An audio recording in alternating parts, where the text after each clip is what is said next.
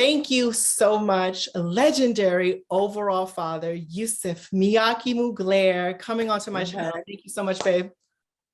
Of course, of course. Thanks Yes. for having me. So Father's Day is literally today. So happy Father's Day. And thank you. And all of your house fathers in your own house as well. Yes, yes. And yes, so about this, I'm going to ask you some questions in your words and how your thoughts of you being a house parent in this scene, right? So let's get straight into this. First question I want to ask you is, by your definition, what is a house father to you? A house father to me is someone that is available emotionally, mentally, sometimes financially. I have to put that in there sometimes. Right? Back up though. But you know, and like physically, like, you know, you have to be present. Somebody that is that's just really like present, you know, and aware of what's happening in the world, what's happening around them. You know, you just want somebody to protect you. You want a protector as a father. You want a leader as a father. You know, you want that lion, you know what I'm saying? And that's what a father is to me. And when did you know that you are ready to become the overall father of your own house? When was the realization for you to be like, you know what, I'm ready for this position. I'm ready to stand up to this plate. I don't think I really had a choice. Go ahead. Go ahead. Yeah, I honestly feel like when I came to the house many moons ago, you know, I know what my vision was. You know, ballroom was something that I really loved and something that I thought I wanted to be a part of and I didn't want to be a part of. And then when I decided that this is what I wanted to do, I knew I was going to go like full force, and I was going to present myself as a leader. You know what I mean? From the beginning, you know, even as a regular member, you know, I took charge and I made sure that things were happening in my house when I felt like I had, you know, the know-it-all to make things happen and to help the house progress and elevate and, you know, be a part of that change. And, you know, I just stepped up and things just started to happen naturally. I grew up with a big family, 24 plus brothers and sisters. So I'm a natural born leader. You know what I mean? I had to maneuver my way through all of that, like joining a house and like putting my feet in the ground and getting down and dirty with my kids and stuff like that was just a natural process. So I don't think me saying, oh, I'm ready to be a father was something that I never really set out to do. You know, I feel like the leaders, people that were over me just saw that in me and just was saying, you know, came to me and was like, we're about to make you a chapter father. And I'm like, okay. And I got in that position and I hit the ground running and I made shit happen for my house, you know? I made shit happen for me in ballroom and outside of ballroom. I kept the train moving and I still was a leader. And then years later, we want to give you overall father. So it wasn't something that I was like really like aiming towards. I feel like it just naturally happened and I was up for the challenge and, you know, I'm still here many moons later, you know, ruling the house of Mugler. Doing the damn thing. So I would like to say that you were destined to be in that. Yes. You are destined. That feels good coming from somebody else. I can't say that. But, you are definitely destined to be that. And I think you have done a phenomenal job. So bravo from me to you. Amazing. Amazing job. So next question I wanted to ask you is, what is one important lesson that you have learned being a father of your own house? I'm super passionate, right? And people don't know that side of me. You know, outside, people just see me like I'm super like chill and I'm very like, you know, about my business, but I go crazy for my kids. Like, you know, sometimes they gotta hold me down at home to not like go crazy, you know, because it's just not where I want to be. But I feel like the lesson that I learned being a father is that I don't have to hide my passion for my house. You know what I mean? I don't have to, you know, be as stoic. I could be as boisterous. I could be as strong. I could be as passionate. I could be as angry, because this is something that I love. This is something that I have to protect. You know what I mean? So I've learned one of the biggest lessons is just be who I am. You know what I mean? And know that that's why my house loves me, and that's why my house respects me, and that's why Ballroom respects me, because, you know, when I show up, you know, I have a presence, but then, you know, I don't have to hide my passion and the things that I am, you know, as a human being, especially when it comes to my house. So the next question I wanted to ask you is, it's really important for people to understand that it's not easy breezy and sunshine. Being a father of a house, and just like any family, there are issues. So how do you personally handle conflict and drama that happens internally? You know, back in the old days, you take that shit outside. Right. Y'all just square up and get over this shit, and then we gonna go party later. Right. I think nowadays, you know, that's a tough one, Valerie. You hate that. It is. You know, because that's still a developing thing. I feel like times change, people change. Like you get a lot of younger kids, you know, and people take their drama to social media. People it's just explosive. And it's like, to teach my kids not to react impulsively and not to just kind of like go off the deep end without actually getting to the root of what their emotions are or what their feelings are. Because once you give it out to the world, it's everybody's business. You can't take that shit back. So I find now, you know, back in the days, like when getting into houses like in the early 90s and 2000s and shit, you know, it was house business. Yes, whatever happened in the house stays in the house. And I still feel very strong about that, you know. But then you have like the millennials that's coming to, you know, Ballroom, and they like, that bitch stepped on my toe last night at so-and-so, ta-ta-ta-ta-ta, Bigfoot Shaquita stepped on my, you know what I mean? Everybody know, you know what I'm saying? So it's just like now, like, it's just like my main thing is just to like teach them, like, your business ain't everybody's business, you know what I mean? And your house business ain't everybody's business. Learn how to get to the root of your emotions, learn how to deal with them as an adult, you know what I mean? And handle things differently, you know? Because once you put things out there, you can't take it back. So we gotta be mindful of what we put out into the world and how we handle our emotions. Right. And then can I answer that? Like, No, you did answer that. And I think it was good that you said, you know, to reflect on your feelings, to not act as quick and responsive as quick as possible, because they can be stuff that you really can't come back from. And like people leave houses and this and that I don't want to do. And that's exactly what I want to piggyback off of, was that, let's just say something happened that transpired that literally was something that you can't come back from. Right? That you feel like you can't come back from, that was internally something that was damaging for people that were really close-knit family in the house and for the house as a brand in general. What happens then? How would you navigate that situation?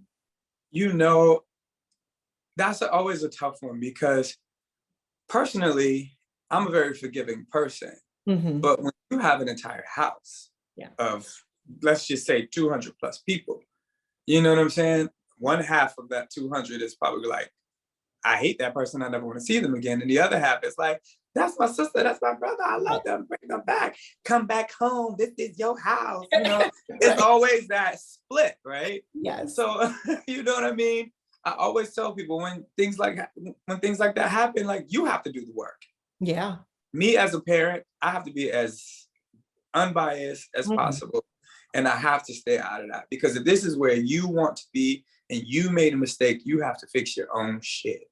Yeah. And then at the end of the day, I let my house decide if this is where this person should be. You know, those kind of things can be very tricky, but I find it for me to, you know, have a little bit of my foot in there, but honestly, let the council deal with it and side, and that person really has to do the work, especially if they, you know, feel like they did something that they didn't mean, or you know it's just, shit happens. Like I said, people are impulsive.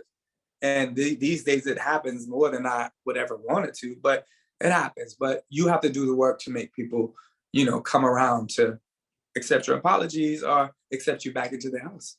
So next question I wanted to ask you was, in your opinion, what are 3 qualities that are paramount to building and sustaining a successful house that would transcend decades and carry a part of your legacy? Ooh, 3 things. I think I could probably go on forever with that. Right? Wow. Oh, you know what? Like any business, right? Mm-hmm. It's the dedication first. Mm. You have to devote yourself to building something. I wake up every day and I think about my brand, Mm-hmm. my family, and my house, in that order. Because I'm thinking about what's gonna pay my bills, and that's my brand. Is my family gonna be all right? Can I make sure my mom is good? And then I worry about the house of Miyaki Mugler, and in that order, I feel like that dedication that I have to, devoting to my house and devoting to something that's important to me also builds like the sturdiest foundation that you could ever have, right? Mm-hmm. Number 2, having a team, having a core of ride or dies that feel the same exact way as you do. You know what I mean? You have to build unbreakable bonds to like maintain a house because, houses split. I know all about that. You know what I mean? And in the process of things, after, millions of years, I know for a fact that I still have bonds with people that, split houses with me. But I honestly feel like finding that tight bond with people that are on the same wavelength as you, that have the same ideas and want the same thing, for your house is really important. So like finding that core, finding that like, mother, father, dignitaries, whoever, whatever you want to call them, queens, princesses, aunties, or grandmas, all that shit. Overseers and all the extra right. Yeah, like you really got to be careful with how you select that because those are the things that can make or break the foundation that you have, dedicated yourself to. So yeah, also devoting the time. Like you can't like say I want to start a house and then like, oh shit, I got a job in Russia. Well, not Russia. No, we're not going to Russia. But you know what I mean? Like, I gotta go. So Valerie, you gotta run a house. Like, you know what I'm saying? Like it don't work that way. Like, you know what I'm saying? And I find out a lot of people do that shit. So it's like these like premier houses, and then like you're like, well, what happened to that? But yeah, so the time, devotion, dedication, finding your core team. Number 3,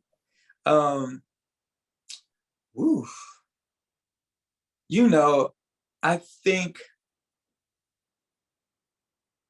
having an identity of what your house stands for, who your house is. I come from a house that was like a face house. Mm-hmm. I'm cute, but I have no face. But those are still the things that I look at because I'm like, this was already set. Some houses don't know what the fuck they are, like, or what they stand for. You're like, we do everything. Yes, we all do everything. But, there has to be some kind of core. There has to be something that people know you for, and I think that even if you have a bunch of performers, hey, some people say this is a performance house. They say Mugler now has turned into a performance house. Mm-hmm. But then when our face kids hit the floor, it's back to face house again. You know what I mean? But it's like knowing what your house stands for and knowing, like, setting the tone to when you guys walk into the ballroom or walk into any room or whatever, when you're seen on television, you're going to be like, that right there, he or she looks like a Mugler, or she looks like, whatever house, because you already like kind of set that foundation and people know, like, identity and having something to identify yourself with is important for us. Like for me, I feel like my house, you know, we have to sit a certain way, stand a certain way, feel a certain way. You know, you ain't got to be the prettiest girl in the room, but you in the face house, bitch, feel it. Feel it. You know what I'm saying? Like, know it, be it. You know what I'm be saying? it or lose it. You know what I mean? Yeah. Right. So I honestly, like, you know, just setting the tone, finding an identity for your house, like, and sticking with that, and like, no, and then it also keeps a lot of the bullshit away too. Yeah. Because if a person feel like they not, like, you know, they come from a, you know, they gonna not just fit in, and, you know, they gonna bring problems because I'm just a hood bitch, and then that ain't the house for me, right? So it's like, great, you're right, this isn't the house for you. You know, even though we're all about people growing, and I'm all about developing people and, you know, helping people change their lives, but once your life is changed, then you can come over and hang out with me. Right, exactly. Then you can come on. Exactly. That just actually piggybacks me off of that question. And those are great 3 examples of what a house needs to do to be sustainable and, you know, stand through decades of time, right? So my next thing off of that was, how does one even become a Miyaki Mugler? Well, that is an ancient secret. Right. People have been wanting to know for years. You know, that is just, it's yeah, that's, you know, that's kind of like locked and thrown away. People don't know what happened. They're like, you guys go into a room and then you come out of Mugler, like, what happens? You know, I feel like I say, it really, like, the last question that you asked me, like, my number 3 answer to that question was just like, you know, having an identity, right? Yes. So people, you attract the people that, you know, that feel that they have the potential, or they could be in the room with certain people. You know what I mean? Like, if I want to be a hairstylist, I'm going to hang out with hairstylists. I want to be a makeup artist, I'm going to hang out with makeup artists. You know, I want to walk face, let me hang out with the face girls. You know, I want to do these things. So, like, cultivating people, really not just letting people into your house. You know, I honestly feel like people have to show me that this is where they want to be, you know, and it may not happen overnight. Well, it definitely won't happen overnight. I'm never walking through the club and being like, you fab girl, you're Mugler. Right. Never happen. Ever. Them the bitches that you throw in the house, they're gonna steal your car, your man, and everything else. Your house too. So it's like, okay, you know, it's just like, I don't really play that. You know, this house never really played that. But, you know, what we decide, you know, how we decide if this person is like the right fit for our family, is something that, you know, can't really explain. It just naturally happened. You either fit or you don't. You know, that's all I could say on that. Yeah, I always felt that what is doesn't need to be said. Exactly. And lastly, how do you want your legacy to be remembered? Ooh, wow. Damn. Okay.